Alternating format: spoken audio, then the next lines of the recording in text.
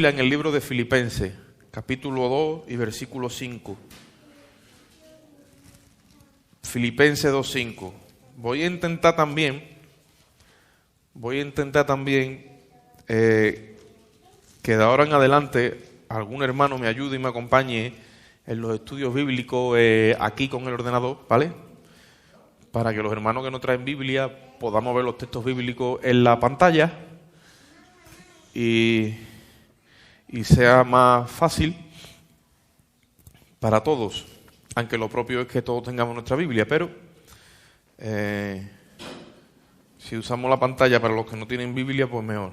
Filipenses 2:5, voy a leer ese solo versículo y después voy a intentar de moverme por la Biblia para desarrollar un pensamiento que tengo en mi corazón. Filipenses 2:5. ¿Estamos allí?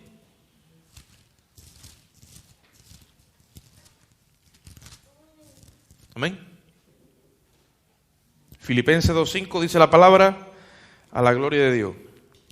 Haya pues en vosotros este sentir que hubo en Cristo Jesús. Amén. Amén. Haya pues en vosotros este sentir, dice la palabra, que hubo en ¿quién? En Cristo Jesús. Gloria a Dios. El otro día se compartía desde el altar que muchas veces estamos unidos, pero no tenemos un mismo sentir. Y dice la palabra que tengamos todos un mismo sentir. Y que si otra cosa sentimos, dice que eso nos lo revelará el Señor, dice la palabra. Pero la Biblia dice que el sentir que tenemos que tener es el que hubo en Cristo Jesús. Y entonces hay en mi corazón un pensamiento que el otro día cuando compartía por radio me vino al mismo tiempo que compartía, y tiene que ver con el de expropiarse, con el de humillarse, con el de alguna forma entender el amor de Dios,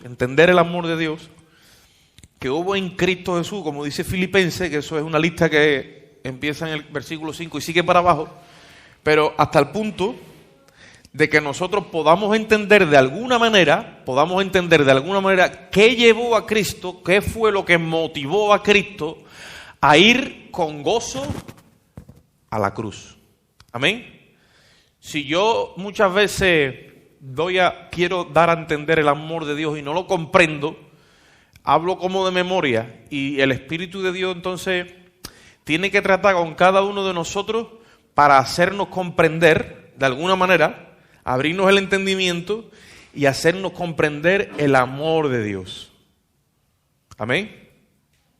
¿Están aquí los hermanos o estoy yo aquí hablando solo? ¿Están aquí los hermanos? Vale. No dejarme solo, porque si no voy a estar preguntando todo el tiempo que sí estamos aquí. El amor de Dios, hermano, no entra por la lógica de nuestra mente, o sea, no es lógico. Dice que los judíos piden señales y los griegos piden sabiduría. Y cuando tú le presentas el mensaje de la cruz, dice que los que buscan sabiduría, dice, tú no lo curas. O sea, no me da. No entra, mi lógica no me da. Y el que pide señales tropieza. ¿Por qué? Porque el amor de Dios trasciende. O sea, trasciende, va más allá de los límites del entendimiento de cualquier ser humano. Y nosotros simplemente podríamos llegarlo a entender por el Espíritu. Cuando Dios nos da la mente de Cristo, es que nosotros podemos entender de alguna forma el amor de Dios. Jesús, hablando con Nicodemo, me preguntó un día un pastor, porque yo le dije, Juan 3:16, de tal manera amó Dios al mundo que ha dado su Hijo unigénito. ¿Verdad que sí? Me dice, ¿y eso quién lo dijo? Me preguntó a mí. Y yo le dije, ¿eso lo dijo Juan? Me dice, no, eso se lo dijo Jesús a Cristo, digo, ¿verdad? A Nicodemo, perdón, digo, ¿verdad? Eso lo dijo Jesús a Nicodemo. Y Jesús hablando con Nicodemo, hablándole a Nicodemo, le dice, de tal manera amó Dios al mundo, que ha dado a su Hijo, para que todo aquel que en Él cree no se pierda, mas tenga vida eterna. Pero no definió en sí la manera. Dijo, de tal manera Dios le amó. Es una forma de ¿qué? De expresar el amor de Dios, porque es algo que la mente humana no puede asimilarlo de golpe y porrazo de la noche a la mañana. Es como que poco a poco. Entonces yo vengo con el Señor, estos personas míos diciéndole, yo quiero de alguna forma entender, llegar a entender algún día más a plenitud, más claro tu amor. Y no es fácil, evidentemente. El pendrive que tengo, el pendrive mío tiene muy poca capacidad y Dios me lo tiene que ensanchar, porque si no esto es una locura. Entonces, vamos a abrir la Biblia en el capítulo 12 de Hebreos, versículo 2, porque el otro día cuando estaba ministrando por radio, estuve hablando el otro día no, así hoy, de este hombre que, ahora lo vamos a ver en el capítulo 13 también de Mateo, Jesús dando a conocer el reino de los cielos, que dice que es como un hombre que encontró un tesoro en un campo. Pero mira lo que dice Hebreos 12:2. Hebreos 12:2. Hebreos 12:2. ¿Estamos allí? Dice así la palabra. Puesto los ojos en Jesús, el autor, dice, y el consumador de la fe. Y ahora mira lo que dice. El cual, por el gozo puesto delante de él, sufrió la cruz. Entonces dice la Biblia que delante de Jesucristo fue puesto un gozo. ¿Sí o no? Dice, puesto los ojos en Jesús, el autor y el consumador de la fe. El cual, dice, ahora se está refiriendo a la persona de Jesús. El cual, dice, por el gozo puesto delante de él, sufrió la cruz. Entonces, cuando vemos que delante de Jesucristo fue puesto un gozo, nos está dando la palabra a entender que eso tuvo tanto peso en el corazón del Hijo, ¿malo no? Que fue que si lo pusiera en una balanza comparado con ir a la cruz a pagar el precio, el gozo fue mayor que el precio que tuvo que pagar para ir a la cruz. Entonces eso fue lo que lo motivó y lo que lo avivó y lo que lo alentó para que fuese ¿qué? A la cruz. Y dice la Biblia que nosotros pongamos los ojos ¿en quién? En Cristo. ¿Por qué? Dice, porque Cristo fue motivado, Cristo fue alentado por el Padre, fue estimulado de alguna forma para que fuese a la cruz. Y esto es un orden o es un organigrama de que nosotros tenemos que entender que Jesucristo no sintió de alguna forma humanamente ir a la cruz, sino que fue estimulado. En obediencia al Padre es que Él fue. Entonces el Padre le tuvo que revelar algo en la eternidad, de manera que Él, cuando todos entendemos Isaías capítulo 6, cuando está el profeta Isaías, es como un vislumbre, ¿no? Está escuchando que dice la Trinidad, bueno, ¿y a quién enviaremos? ¿Quién irá por nosotros? Y el profeta dice, heme aquí, le dice, ¿no? Al Señor, envíame a mí. Entendemos que todo eso es tipo de Cristo en la eternidad pasada. Pero ¿qué sucede? Hay un problema con el hombre se pierde, el hombre está perdido y caído y tienen que trazar un plan de redención y de salvación sin quebrantar la justicia divina. Entonces el Hijo se ofrece. Pero ¿qué es lo que sucede? Dice la Biblia que tuvo que ser estimulado. Y dice la Biblia, ahora ahí lo dice, haya pues en vosotros este sentir que hubo en Cristo Jesús. ¿De dónde Jesús sacó ese sentir? Se lo metió el Padre en el corazón. El sentir que hubo en Cristo no vino así, se lo transmitió el Padre. Y el Hijo en obediencia es que se da a la tarea de cumplir lo que el Padre le ha transmitido. ¿Pero por qué? Porque le dice, hijo mío, si tú haces esto, vas a llenar mi corazón de gozo. La criatura que creamos en Edén se nos ha perdido. No hay forma de rescatarla a menos que tú te sacrifiques. Y yo siempre leí Hebreos 12:2 y yo decía, pero qué gozo puede haber en ir a la cruz.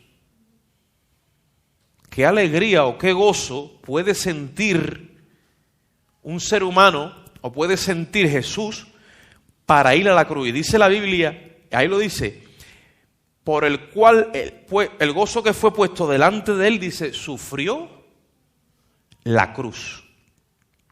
Entonces yo lo que voy es, en un orden para que vayamos más o menos entendiendo, el sentir Dios se lo pone. ¿Cómo se lo pone? Le pone el sentir de gozo que el Padre va a tener. Y lo estimula, lo prepara, lo alienta. ¿Cómo lo hace? Transmitiéndole, ¿qué es lo que le produce gozo al Padre? ¿Qué es lo que le produce gozo al Padre. Cuando nosotros entendemos qué es lo que le produce gozo a Dios y decidimos en lo profundo de nuestros corazones alegrar el corazón del Padre, es que entonces nos daremos a la tarea de hacer eso que a Él le produce gozo. Ese es el modelo que tenemos en Cristo y dice que lo hizo por un sentir. Y cuando fue invadido por ese sentir de que el Padre va a sentir gozo, es que entonces el Hijo empezó un proceso de despojamiento. Se empezó a despropiar y a despojar a sí mismo. Pero no fue hasta que ese sentir estaba en Él. Ahora, yo te voy a hacer una pregunta, ¿vale? Vamos a hacer un paréntesis. ¿Te gusta hacer las cosas sin sentirlas? Y muchas veces las hacemos. Cuando las hacemos, le damos parte a la religión y le damos parte al ritualismo. Cuando hacemos las cosas sin sentirlas, por obediencia, por no sentirte menos, por no sentirte condenado, yo qué sé, ponle la explicación que sea, pero una explicación siempre hay, pero las hacemos sin un sentir genuino por el Espíritu. Le estamos dando parte a algo que ya no es legal, no viene por el Espíritu. Todo lo que no viene por el Espíritu, como dice la Biblia, todo lo que no procede de fe, ¿qué pasa? Es pecado. ¿Por qué? Porque procede de la carne. Ahí podemos meter religión, ritualismo, denominacionalismo, métele lo que tú quieras. No viene obrado ni trabajado por el Espíritu Santo tratando contigo en la soledad. Y la Biblia dice, en ti el sentir que tiene que haber es el mismo que hubo en Cristo, pero el que hubo en Cristo fue hecho de una forma legal. ¿Por qué? Porque el Padre lo trabajó por dentro, para que cuando fuera a la cruz, no fuera... No, fue con un gozo y con una revelación que tenía acerca de lo que iba a significar ir a la cruz, que dice la Biblia que fue a la cruz con gozo. Tú dices, no, eso no puede ser, porque Él dijo, pasa de mí esta copa. Sí, lo vamos a ver, porque la humanidad de Él sigue estando. Pero sobrepuja, ¿qué? El sentir del Padre. Sobrepujó en su vida el sentir de Dios. Porque tenía que ver con la salvación de tu alma y la mía. Si no hay una revelación, y ahora mira lo que estoy diciendo, si no hay una revelación de Dios en tu vida, que te convence, que te muestra, que te esclarece su voluntad, no tiene sentido que te muevas. Porque si no, podemos poner ese lema que dice, ¿a dónde va Vicente? A la gente. ¿Sí o no? Dice, ¿y a dónde va la gente? Y esto es una pescadilla que se muele o sea, como dicen, ¿no? Es algo que está... Pero, y la revelación, y el sentir, y el propósito... No lo tengo. Entonces, creo que viene de parte de Dios este compartir, vamos, con mi vida, con la vida de los hermanos. Es un movimiento. Dios tiene que agitar. Para que lo que no es como la paja. El trigo hay que zarandearlo bien, ¿no? Y para que se ajuste y se vaya compactando para meter más y para que... Entonces, si no hay una revelación, si no hay un sentir genuino por el Espíritu, no tiene sentido. ¿Por qué muchas veces nuestras propias vidas o la vida de otros hermanos, o por qué vemos que nos movemos sin sentido? Es falta de comunión con el Espíritu. No hay comunión. Y al no haber comunión, no tiene sentido. Yo digo una cosa, la vida más triste que hay, es la vida de un cristiano que ha conocido la verdad y ha perdido el sentir del Espíritu.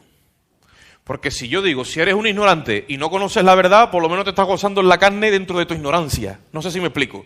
Pero haber conocido la verdad y haberle perdido el rastro al Espíritu y no salir en busca de ese rastro, porque yo no digo que en momentos de nuestra vida haya momentos como compartíamos el otro día, la vida cristiana, oye, ya quisiéramos haber estado siempre todos ahí con el acelerador a tope. No, hay momentos y momentos, ¿vale?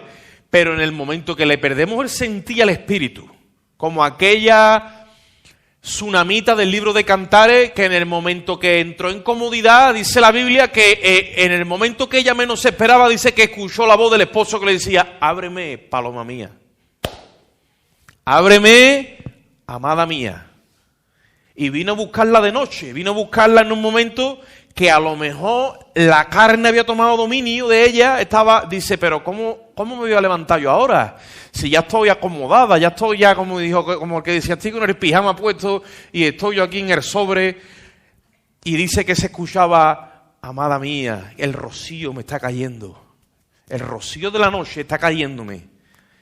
Y de momento ella, en su comodidad, reaccionó y como quien dice, pegó un salto y cuando abre, ¿ahora qué pasó? Dice, ya no estaba el esposo. La fragancia del esposo dice que se quedó en la manigueta de la puerta. Y dice, y salió como las locas buscando a quién, al amado de su alma. Y allí estaban los guardias. Fíjate tú a quién se le ocurre preguntar a los guardias, que son tipos de los demonios. Cuando le perdemos la estela al espíritu, es lo que digo, lo propio es que estemos como esa mujer de Cantaré. Porque dice que cuando sale lo busca. Y dice que le preguntaba a la gente, ¿has visto al amado de mi alma? ¿Habéis visto a mi amado? Hay coros que hablan hasta de eso. ¿Habéis visto al amado de mi alma? ¿La habéis visto? Dice que le preguntaba a la doncella, ¿pero qué pasa? ¿Que no hay otro amado? ¿No puede ser otro cualquiera? ¿Tiene que ser ese específicamente? ¿No te puede conformar con otra? Y había habido una identidad tan profunda entre ella y el amado que decía que tiene que ser este. Tiene que ser este, porque es único. Mi amado es único entre 10.000, dijo la tsunamita. No sé si yo me estoy explicando. Esa esencia y esa identidad había entre Jesús y el Padre. Y Jesús fue una persona que nunca le perdió el sentido a la vida, no voy a decir cristiana porque no estaba establecida, ¿vale? Pero a la comunión con el Padre. A lo que Él vino, Él sabía muy bien a lo que vino. Desde niño, Él estaba completamente claro a lo que vino y desde niño estaba identificándose con las escrituras de los profetas y las cosas que habían escrito los profetas acerca de él. Desde niño él ya estaba identificándose con el rol y la función a la cual había venido a la tierra. Desde niño, consagrado y preparándose. Ahora, ¿por qué yo digo esto? Porque fue estimulado por el camino donde el Padre fue trabajando en él. Fue rompiendo. Tú digas, bueno, ¿cómo va a ser si Jesús es Dios manifestado en carne? Sí, pero la humanidad que él adopta es una humanidad como la tuya y como la mía. Y hay un yo que tiene que ser, ¿qué? Quebrantado. Porque aunque él mismo es el protagonista, él en todo momento le da gloria ¿a quién? Al Padre. Y habla todo el tiempo ¿de quién? Del Padre. Y si él en la eternidad pasada se ofreció, mas sin embargo es el Padre ¿quién? El que lo envía. Así como el Padre me envió, dijo él, así yo os envío a vosotros. Porque Jesucristo fue enviado del Padre. Y él dijo, el que me recibe a mí, no me recibe a mí. ¿A quién dice que recibe? Dice, al Padre que me envió. Todo el tiempo está señalando ¿quién? Al Padre, al Padre, al Padre. Entonces una persona que ya que está formada en ese orden, es una persona que está glorificando a otra. Y vive para otra. Pero para que eso se dé, ha tenido que haber un procesamiento interno. Tiene que haber pasado algo en su corazón. Yo siempre digo que cuando Jesús llega a la cruz, que lo mataron evidentemente, lo mataron, ¿no? Él ya había muerto. Internamente él ya había muerto. Ya en Getsemaní es donde ya, él dijo, venga, ya era un derroche del amor del Padre y aquello ya se descontroló. O sea, ya cuando él su humanidad ya dice, Dios mío, mira, esta copa pásala, pero hágase tu voluntad. Y en ese momento él dice eso, yo digo, ya murió completamente. Ahora ya que hagan lo que quieran conmigo. No salió ni una sola palabra de su boca que no fuera el amor de Dios. Bueno, fue así siempre, ¿no? Pero eso fue ya la gloria de Dios. La gloria de Dios. ¿Qué pasa? Ese sentir es el que el Espíritu quiere transmitirle a la iglesia. Vamos un momentito al libro de Lucas, capítulo 15. Bueno, Dios no cambia, dice la Biblia. ¿O sí? A nosotros nos gusta decir mucho que Dios no cambia, que Él es el mismo ayer, hoy y por los siglos. Él no muta, Él es inmutable, ¿vale? Nosotros sí cambiamos, nosotros sí, tristemente. Él no. Ahora, el sentir de su espíritu tampoco muta, no cambia. Lucas, capítulo 15, versículo 1, aunque quiero leer desde el 3. Mira lo que pasa. Lucas 15, 1. ¿Estamos allí? Amén, ¿no? Los hermanos que tienen Biblia. Amén. Necesito los amén, hermano. Lucas 15:1 dice, se acercaban a Jesús todos los publicanos y pecadores para oírle.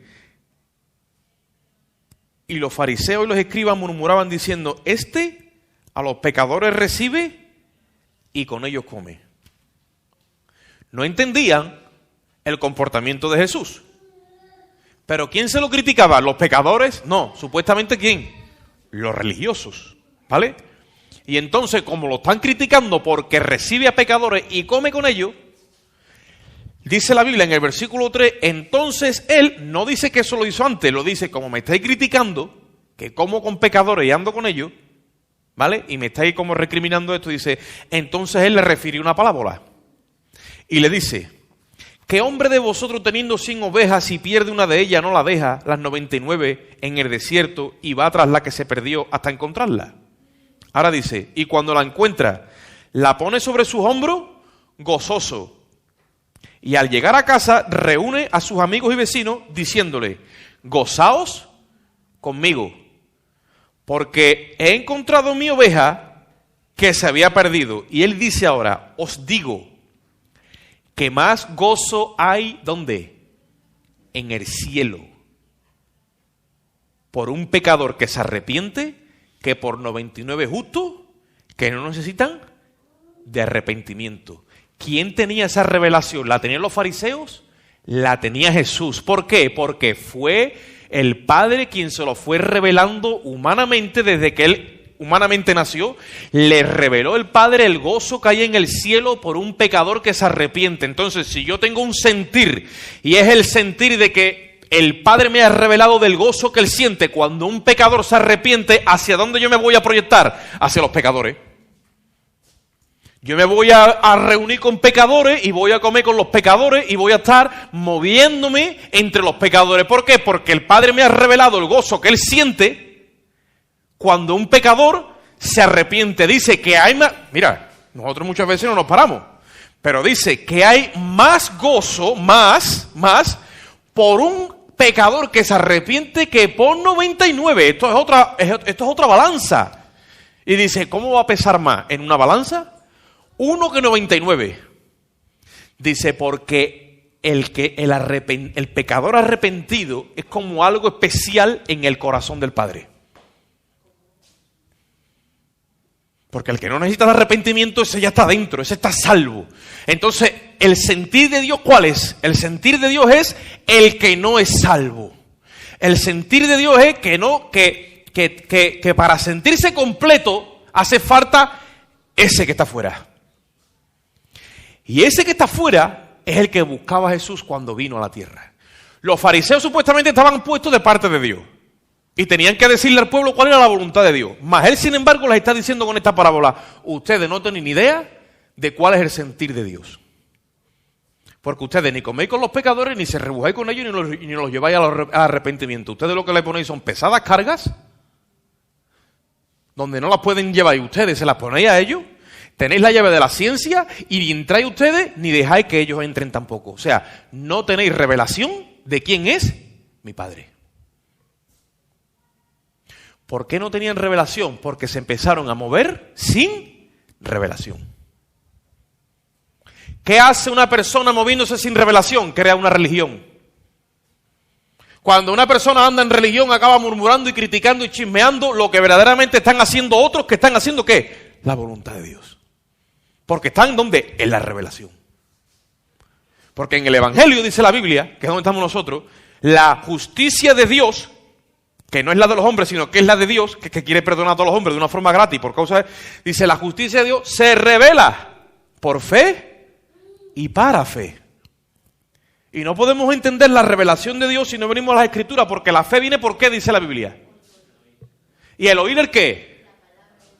No dice que hoy tiene que escuchar a los predicadores, que es verdad que es bueno escucharlo. No dice que tiene que escucharme a mí, no dice que tiene que escuchar al religioso. ¿Tiene que escuchar qué? La palabra de Dios. Cuando tú vienes a la palabra, Dios entra fe en tu corazón. Y esa fe te revela la voluntad de Dios. Y la revelación de la voluntad de Dios muchas veces pasa en contra de lo que la religión tiene establecido. Y no nos damos cuenta. ¿Por qué? Por falta de comunión con Dios. Jesucristo vino con la revelación de Dios. ¿Cuál es? Yo voy a alegrar el corazón de mi Padre. Para eso yo he venido. Le pedían todo el tiempo explicaciones. Tú no ves a nadie que no fuera fariseo, religioso, pidiéndole explicaciones a Cristo. El pueblo sencillo y vulgar nunca le pidió explicaciones de nada. Pero los otros todo el tiempo, ¿qué era? Pidiendo explicaciones.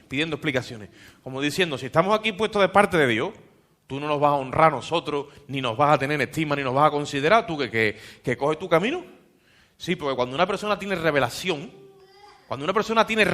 de parte de Dios, a quien únicamente vive agradando es a Dios. Tendrá que dar cuenta en la medida en la que tenga que darla. Porque él se sometió a la ley de Moisés y vivió como judío. Pero a la hora de darle explicaciones a gente que no estaba puesta por Dios, ni autorizada por Dios, él nunca se la dio. Ahora le dijo, fíjese una parábola. Porque ya que me estáis criticando, fíjese una parábola. ¿Qué? ¿Quién de vosotros, si se le pierde una oveja, no va por ella? Le hablaba de cosas normales. Claro que iban a por ella. ¿Y qué pasa? Que cuando la encuentras no te alegra. Claro que te alegra. Así dice, pues así mismo es mi Padre. Cuando un pecador se arrepiente, arriba, que tú no ves nada de lo que pasa arriba, porque no tienes revelación, pero arriba hay una fiesta. Hay fiesta, pero fiesta de verdad, porque Dios no miente. Cuando hay una fiesta, hay una fiesta. Y qué glorioso que es el cielo, que parece que va siempre a la inversa de nosotros. Nosotros hacemos fiesta por otras cosas. Hacemos fiesta por un cumpleaños, hacemos fiesta por... yo qué sé, una fiesta de las nuestras de aquí abajo. Pero yo todavía, espero que algún día pase, yo todavía no he visto que se haga una fiesta en la iglesia por un pecador que se ha arrepentido. Al día de hoy no lo he visto. A lo mejor de aquí para adelante lo hacemos. Y sería bueno. ¿Por qué? Porque estamos dentro de las Escrituras. No nos salimos, ¿verdad? Sería precioso. Pero de todas formas, si nosotros no lo hacemos, tranquilo, porque en el cielo lo hacen. Se gozan, se alegran. Jesús vivía con esa revelación. Entonces, ¿qué es lo que hacía? Se proyectaba hacia los pecadores. Comía con ellos. No, que tiene que andar en santidad. No, que te tiene que guardar. Sí. Él estaba vacunado por dentro, tenía el Espíritu de Dios. Comía con ellos, bebía, le decían que era bebedor de vino, comilón, libre. ¿Por qué? Porque él estaba a lo que iba. Él dijo, yo he venido a salvar y a buscar, ¿qué es lo que dice? Lo que se había perdido. Los sanos no necesitan de médicos. ¿Quién eran? Los enfermos. El problema es que había gente enferma de religiosidad y esa gente no lo sabía. Ellos mismos se automedicaban con estamos sanos, estamos bien, pero no tenían ¿qué? Revelación. Vamos a otra parada. Tienes tú y yo, ¿vale? Estamos nosotros caminando en el sentir que hubo en Cristo Jesús. Ahora vamos a ver a Jesucristo procediendo no solamente hacia los pecadores porque tenía revelación de que eso produce gozo en el corazón del Padre, sino vamos a ver a Cristo despropiándose a sí mismo. ¿Sabéis lo que es despropiar o expropiar? Hay un partido político que decía, si nosotros entramos, nosotros expropiamos, porque expropiar es democracia y expropiar, y esa palabra expropiar es que te lo quita todo, ¿vale? Jesucristo se expropió a sí mismo. ¿Pero por qué? Porque tenía la revelación y el sentir de Dios. ¿Estamos claros hasta ahí? Voy a seguir un momentito. Versículo 8, porque estamos en Lucas. Dice, ¿qué mujer que tiene 10 dracmas y se pierde una, no enciende la lámpara y barre la casa y busca con diligencia hasta encontrarla? Y cuando la encuentra, esta palabra va seguida, o sea, está tratando con ellos. Dice, cuando la encuentra, reúne a sus amigas y vecinas diciendo, gozaos conmigo. Dice, porque he encontrado la dracma que se había perdido. Dice, así os digo que hay gozo delante de los ángeles de Dios por un pecador que se arrepiente. Esa revelación no la podía tener nadie en aquel tiempo, la tenía Cristo. Él decía, hay ángeles que están continuamente mirándole la cara a mi Padre. Y esos ángeles cuando ven que aquí abajo se arrepiente un pecado, ellos mismos Se gozan. La naturaleza de Dios no la podemos inventar nosotros. Está escrita en la palabra. Si hay alguien que le gusta la fiesta, ese es a Dios. El Padre. Él diseñó la fiesta. Él diseñó la alabanza. Él dice que la alabanza, que nosotros fuimos creados para la alabanza de su gloria, de su grandeza. Ahí se mete la música, se mete todo. Porque eso es que te eleva y te lleva a una dimensión de gloria. Pues tú imagínate tú con todo eso y con ángeles que tiene allí que le están alabando, le están adorando, mas sin embargo no hay nada que produzca todavía más química y tiene que ser algo ya impresionante. Dice, ¿qué es lo que dice? Es cuando un pecador aquí abajo llora su pecado y se abraza al sacrificio de Jesucristo. Dice que eso ya es el no mamá, es el gozo, es la plenitud del Padre. Si nosotros tuviéramos esa revelación, hermano, bien penetrada en nuestros corazones y entráramos en el sentir de Cristo que vino taladrando de arriba abajo, expropiándose a sí mismo, porque a Dios no lo puede expropiar nadie si no es Él mismo el que se expropia. Buscando eso, si tuviéramos ese sentir, estuviéramos en esa línea, habría otro mover en medio nuestra. Habría otro ambiente. Porque nosotros mismos creamos ese ambiente con la disponibilidad y la disposición de nuestros corazones. Pero primero tenemos que ser convencidos. Porque yo no voy, es como decía que, si hay que ir se va, pero ir para nada. Entonces no tenía revelación de que había que ir para algo. Dice, si hay que ir se va, pero ir para nada no tenía revelación. Ahora Jesucristo, yo digo, yo voy ahí porque hay propósito. ¿Cuál es? Es salvar la raza humana. ¿Me estoy explicando? Dice, el gozoso fue a la cruz. Vamos a abrir un momentito la Biblia en Mateo capítulo 13, versículo 44.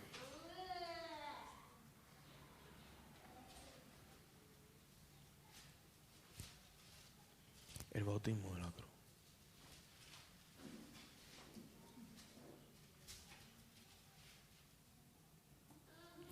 El sentir que había en Cristo lo llevó a la cruz. Mateo 13, 44. Es el mismo sentir, todo es un sentir que le puso, un sentir, ¿no? Cuando digo un sentir, ¿vale? Me quiero expresar con claridad, no estoy hablando a una emoción o un sentimiento, eso pertenece a la carne. Un sentir es como una visión, ¿vale o no? Que él sentía continuamente dentro de sí, por el Espíritu. Porque evidentemente en nuestra humanidad estamos sujetos ¿a qué? A sentimientos, ¿sí o no? Y nosotros nos expresamos por sentimiento. Expresamos tristeza, expresamos alegría, expresamos dolor. Eso es nuestra química y nuestra forma humana. Somos así. ¿Me siguen los hermanos, no? Vale, Mateo 13, 44. Dice, además el reino de los cielos es semejante a un tesoro escondido en un campo, el cual un hombre halla y lo esconde de nuevo. ¿Y qué dice? Y gozoso, ¿ve cómo te lo dice ahí? Y gozoso por ello, porque ha encontrado un tesoro en un campo y lo vuelve a esconder, dice, y gozoso por ello, dice, va, vende todo lo que tiene y compra aquel campo. Es lo mismo que le está hablando a los fariseos en la otra esquina y le dice, el reino de los cielos trabaja en esta manera, ha perdido a la raza humana. ¿A dónde la ha perdido? En el campo. ¿Qué es el campo? Es el mundo. Y ese hombre que está buscando el tesoro escondido, ¿quién es? Es Cristo. Es Cristo. Que ve en nosotros la imagen que se le dio a Adán desde el principio, que cayó por causa del pecado, ve en nosotros esa imagen vivificada desde antes de la fundación del mundo y se la ha revelado el Padre. Ve un postrer Adán con la imagen de Dios transmitiendo y dispensando y proyectando la gloria de Dios, que es el proyecto que había en el principio, pero que se trancó por causa del pecado. Pero Cristo ya lo ve, lo proyecta. Entonces, ¿qué dice? Que viene y está buscando ¿qué? Ese tesoro, y cuando lo encuentra, lo esconde. Ustedes no habían escuchado al apóstol Pablo decir el misterio escondido desde antes de la fundación del mundo. El misterio escondido por los siglos, que en otro tiempo, dice, había estado escondido, pero que ahora es revelado, dice Efesios, ¿no?, por sus siervos, los apóstoles y los profetas. ¿Qué es lo que era? Era la redención de la iglesia, era el rescate del ser humano. Que Satanás creía que había tenido victoria cuando llevó a Adán y a Eva a caer, y ahora toda esa generación que somos nosotros, adámica, caída, hemos heredado la maldición del pecado, creía que ya no había solución. Y desde antes del mundo ya Cristo estaba viendo ese tesoro. Dice que gozoso por ello, dice que va, lo encuentra, ¿y qué pasa? Lo esconde. ¿Pero por qué? Porque primero tenía que, ¿qué?, vender todo lo que él tenía, porque había un precio para comprar ese. Hay un hermano que contó una historia y a mí se me quedó. Dice que él tenía que un hombre hizo un barquito y que ese barquito pues se le perdió. Y un día en una subasta vio que su barquito estaba allí. Y cuando fue a echarle mano le dijo a alguien: un momentito, esto vale tanto. Y él le dijo: pero si es que eso era mío. Dice: pero ahora es mío y vale tanto. Dice: ¿cuánto vale? Dice: tanto. Entonces dice que cuando fue, lo compró, lo pagó lo que valía.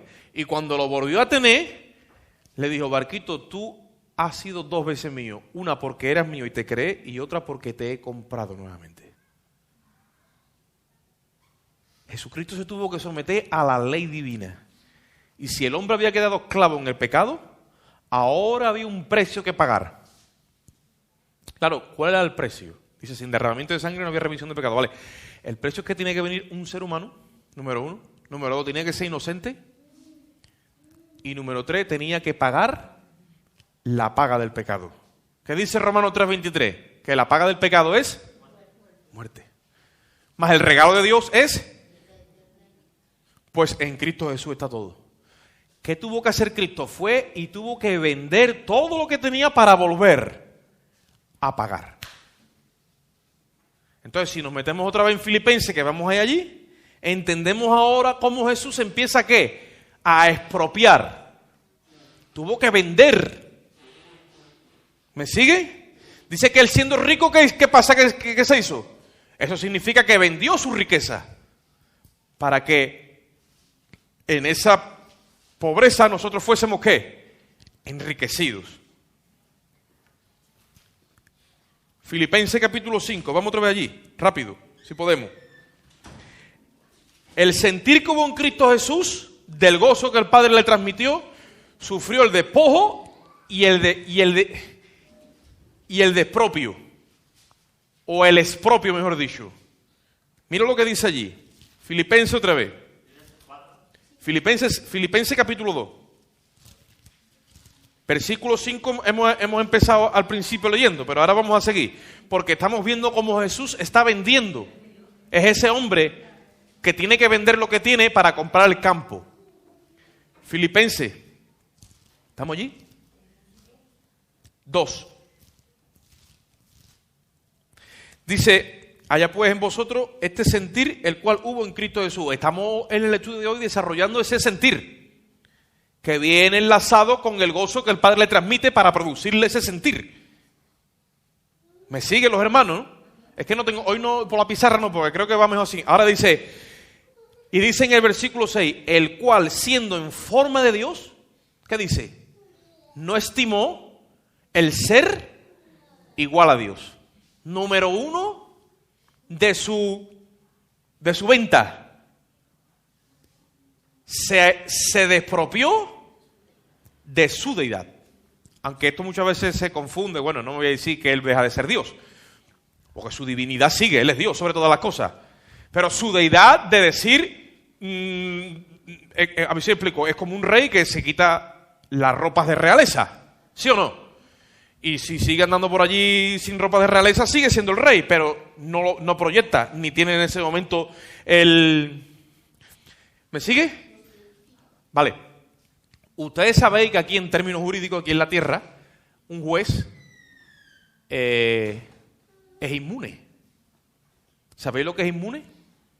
Que a un juez no se le puede juzgar, puesto que él es juez. Y al ser juez, tiene que ser, entre comillas, ¿no?, una persona tan pura para dictar sentencia e imparcialidad que a él no se le puede juzgar. Ustedes saben eso, los jueces son inmunes, ¿verdad, Manolo? Son inmunes en lo que es la justicia nuestra, ¿vale? Si hubiera el caso que hubiera que juzgar a un juez, por lo que quiera que sea, ¿sabéis lo que hay que hacer primero antes de juzgarlo? ¿De qué? De su inmunidad. Si no, no se le puede juzgar. ¿Me estoy explicando? Bueno, aquí en España hubo un caso hace unos años atrás, yo no sé si también ha pasado hace poco con otro juez llamado el juez... Con el Garzón y con otro que ha pasado también hace poco. Bueno, no lo pueden juzgar y no se puede sentar en el lugar de acusado porque él precisamente está en el frente. Y un juicio yo siempre digo que es como la cruz. Está el juez, está el acusado, está el abogado y está el fiscal. Es una cruz. El abogado defiende, el fiscal remete, el acusado y el juez, ¿vale?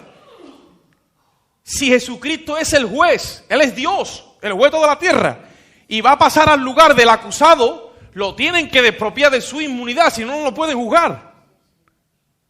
Y el precio es ser hombre y cargar con nuestro pecado. Porque el Padre le imputó todos nuestros pecados a Él, entonces Él tiene que estar ahí en una humanidad como la nuestra y tiene que estar despojado de su inmunidad. Por eso dice la Biblia ahí que Él, siendo igual a Dios, no lo estimó como algo a lo que agarrarse. Cuando tú te aferras a algo es como dice, yo me agarro aquí y de aquí no hay quien me suelte. Él se soltó. Claro, suelta a su deidad, entre comillas, ¿no? O sea, lo despojan de su realeza, de su gloria allí, ¿vale? Y dice después, y se despojó. ¿Tú sabes lo que es despojarte a ti mismo?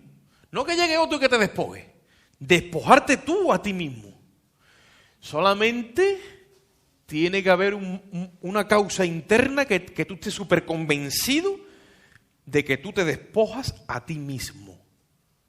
El amor de Dios se empezó a expresar en la persona de Cristo y se empezó a despojar el Hijo de sus vestimentas reales y de su inmunidad y de su gloria hasta que llegó a ser literalmente hombre y siervo y tener un cuerpo de semejanza de pecado como el nuestro. Eso dice Romanos 8:3, pero ahí no vamos ahí. Ahora dice ahí, sino que se despojó a sí mismo tomando forma de siervo, hecho semejante a los hombres. O sea, la forma de siervo la toma cuando es hecho semejante a los hombres. Eso en sí es una humillación para Dios.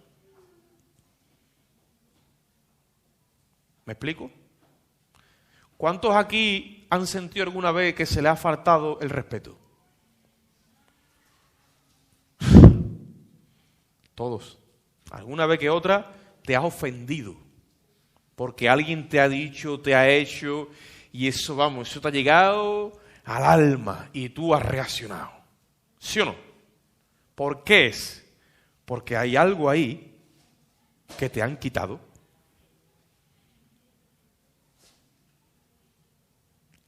Y te han expropiado, te han quitado eso. ¿Me siguen los hermanos? El amor propio, por ejemplo. O la estima propia. Yo siempre digo que las personas que andan en pecado están condenadas es como una condenación a pensar todo el tiempo en sí mismos. Hasta que Dios no te revela tu condición de pecado, ¿en qué vas a pensar? Una persona que vive en el pecado, vive en el yo, tiene que ser egocéntrica. Aunque supuestamente haga cosas para los demás y tiene apariencia de humildad, ahí el ego está escondido. No puede haber otra, porque es que en ese sentido es imposible. Mas Jesucristo dice que se despojó a sí mismo, se hizo hombre, se hizo semejante a los hombres, se hizo siervo, y después dice ahí, y estando en la condición de hombre, dice, se humilló, dice 2 veces, se humilló a sí mismo, haciéndose obediente hasta la muerte y muerte de... Ahora, no se entiende en términos teológicos que dentro de lo que es la soberanía de Dios, que es Dios sobre todas las cosas, exista la obediencia. Porque Dios, o sea, en la naturaleza de Dios, que es perfecto, no se entiende que tiene que haber una obediencia, se entiende que ya de por sí Él hace siempre lo correcto. La obediencia es llevar tu voluntad a ver si me explico, a una dimensión, a un nivel, a una regla, ¿vale? Que no es la tuya, sino llevar tú, lo que tú eres, llevarlo a otro. Es como cuando tú coges a dos animales y los enyugas, le pones el yugo. Y el más fuerte es el que manda. Y es el que tira del yugo. Y el otro está ahí sometido, ¿vale o no? A lo que el más fuerte diga. Por eso Jesucristo dijo, llevad mi yugo sobre vosotros, porque mi yugo es fácil y ligera es mi carga. Pero cuando no andamos en la fe, el que nos tiene enyugado, ¿quién es? El otro. Y el otro viene para matar, robar y destruir. Y cuando se amarrea, nuestra voluntad está, ¿qué? Sujeta a la de él. Porque el que practica el pecado es esclavo del pecado y del diablo. Entonces, cuando hablamos de obediencia, Jesucristo tuvo que someterse como Dios a la obediencia. O sea, dice que tuvo que aprenderla. Y tú dices, ¿cómo es posible esto? Bueno, lo aprendemos por la Biblia. ¿Y qué es lo que llevó a él? ¿Qué es lo que lo llevó a esto? Tenemos que rebobinar al principio. La revelación que le da al Padre del sentir, del gozo que el Padre va a sentir cuando un pecador se arrepiente. Vamos a Hebreos. Capítulo 2.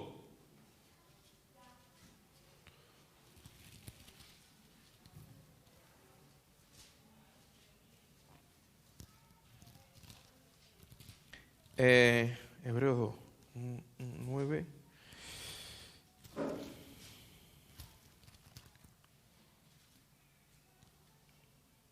¿Estamos allí?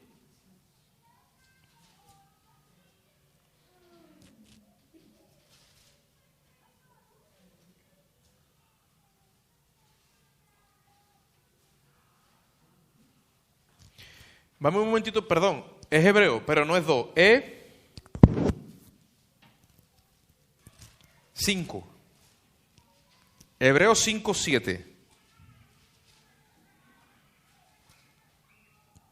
¿Estamos allí?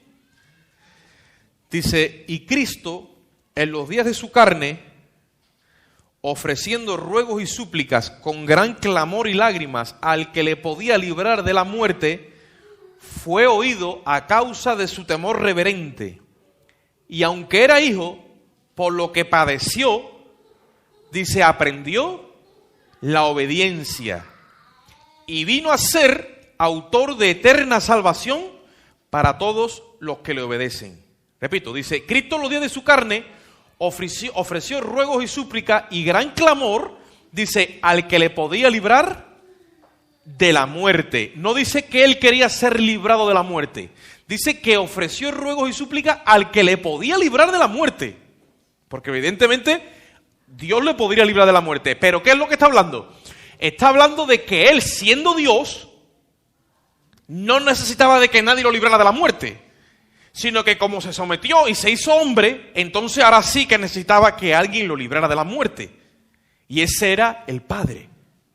Y dice, y a causa de su temor reverente, dice, fue oído. Y aunque era hijo, por lo que sufrió, dice ahí, por lo que padeció, aprendió la obediencia. Entonces la obediencia no es algo que se siente, es algo que ¿qué? Es algo que se aprende. ¿Y cómo se aprende? Se aprende con el padecimiento. El padecimiento es algo, yo no sé explicarlo con palabras, creo, pero el padecimiento es algo con lo que nuestra naturaleza no se quiere identificar para nada, a menos que haya un estímulo tan grande que lo llevemos cautivo a la obediencia. No sé si me explico.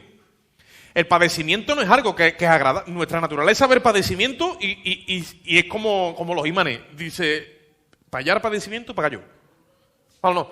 Ahora, ¿cómo es posible que yo me alinee con el padecimiento? Cuando he sido estimulado por Dios en que en mi padecimiento va a haber algo mejor detrás de eso.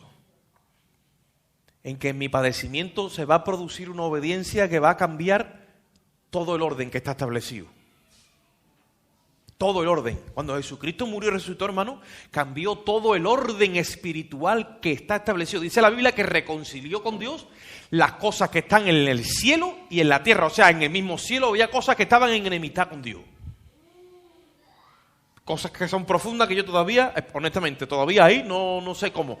Pero había enemistad de cosas en el cielo con Dios y la sangre que derramó hizo la paz con Dios. Y le dice que reconcilió las cosas que estaban en los cielos y en la tierra.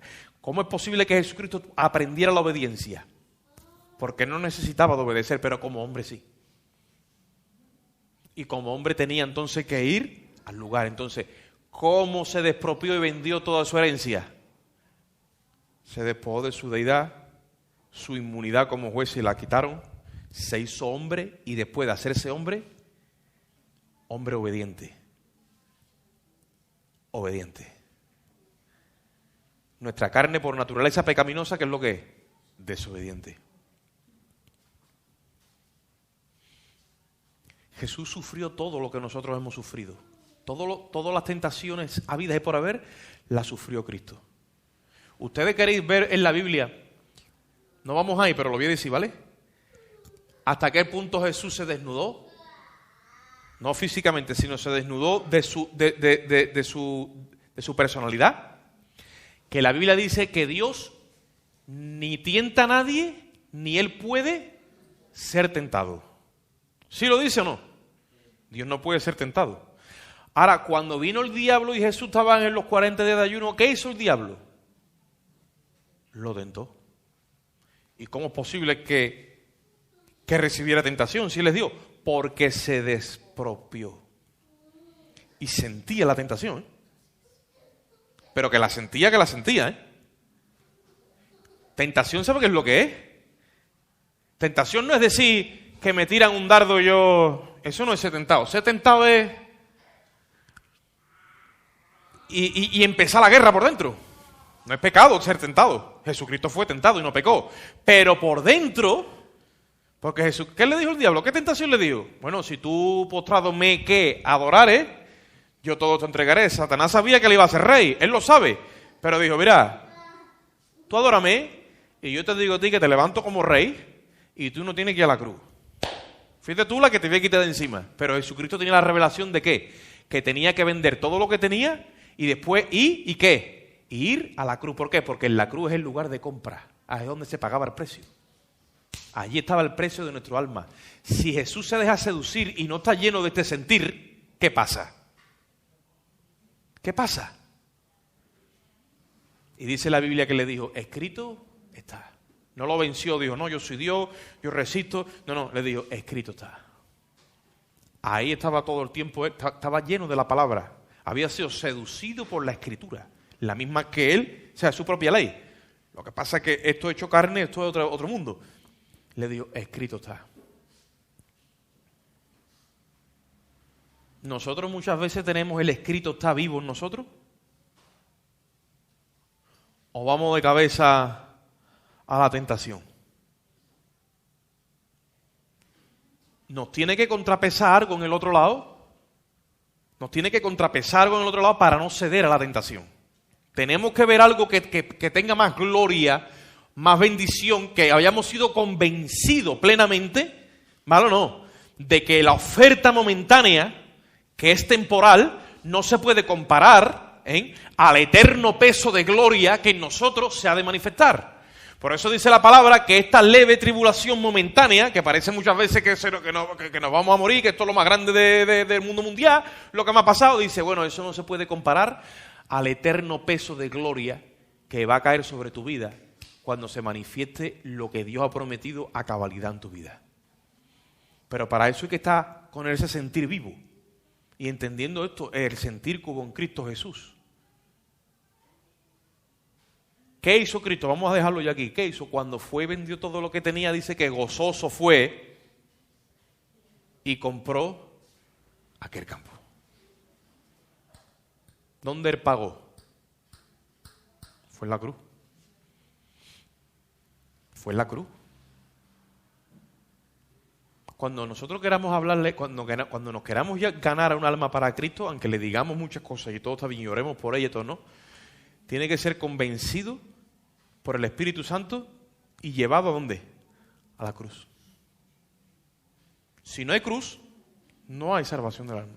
Y allí tienen que ir las almas seducidas y convencidas. Dice la palabra que la ley, o el fin de la ley, es Cristo Jesús para justicia a todo aquel que cree. Tiene que ser llevado ¿a dónde? A la cruz. Que Dios nos dé a nosotros sabiduría y ciencia para llevar a los pecadores a la cruz.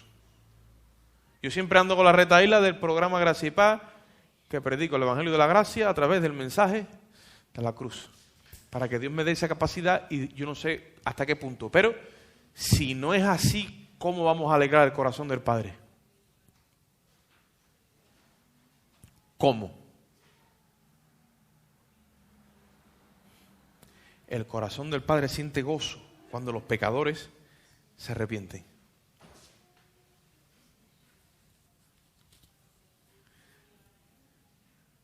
Me decía un hermano en la fe, y otro, muchos hermanos me han dicho más. Me han dicho ya que yo tenía que volver al lugar de mi nacimiento, me decía. Tú tienes que volver al lugar de tu nacimiento. Lo que es la mente carnal y religiosa, entendiendo la palabra. Como queriendo más entender que tiene que volver yo a otro lugar de culto o a otra denominación, cualquier cosa. No, el lugar de mi nacimiento fue la cruz. Ahí fue donde yo nací, fui parido. Y ese es el lugar donde tú también has sido y donde todos los que hemos nacido de nuevo hemos nacido. ¿Dónde? Es en la cruz. Allí fue hecho el pago efectivo. Y allí es donde las almas hay que decirle que vengan aquí a reclamar su acta de justificación. Porque allí el Padre es que se las da con gozo, con alegría. Deseoso de eso. Ahora, el sentir que hubo en mí hoy, ¿vale? Valga la redundancia, es intentar expresar cómo llegó Jesús ahí gozoso a la cruz. Y es porque tuvo una revelación.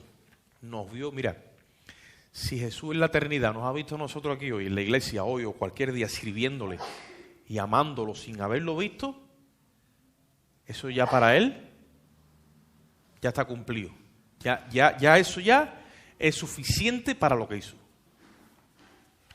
Ha levantado linaje para Dios, ha cambiado el destino de nuestra eternidad. Ha hecho lo más grande, lo que nadie podía hacer. ¿Amén? Así que el apóstol Pablo dice que ese mismo sentir está en nosotros. Ahora yo espero que, o sea, yo no lo puedo procrear. Yo en mí no lo procreo, no puedo. Ni me puedo flagelar, no puedo hacer nada, pero el Espíritu cuando te lo revela, entonces sí que eso empieza a crecer. Vamos a hacer una oración. Padre, te damos gracias en esta bendita hora, Señor, por tu amor y misericordia. Gracias te damos por esta palabra, Dios, y por cada hermano que ha llegado a este lugar. Yo te ruego, Dios mío, que tú trabajes en cada uno de nosotros, Dios mío. Tú eres Dios, por tu Espíritu conoces todas las cosas, Señor, y sabes las intenciones, Dios mío, y todo aquello, Dios mío, que está dentro de nosotros, Dios. Te pido que tú hagas la obra en cada uno de nosotros, Dios mío. Mira, aquellos que no vinieron por cualquier motivo, tú sabes todas las cosas, Señor. Así que en tus manos dejamos este estudio, Padre, y salimos de este lugar, pero no de tu presencia, porque tú moras en nosotros y nosotros moramos en ti. Salimos con tu amor, la gracia de Jesucristo, tu Hijo, y la comunión y la dirección de tu Espíritu Santo. Y el pueblo de Dios dice, saludos.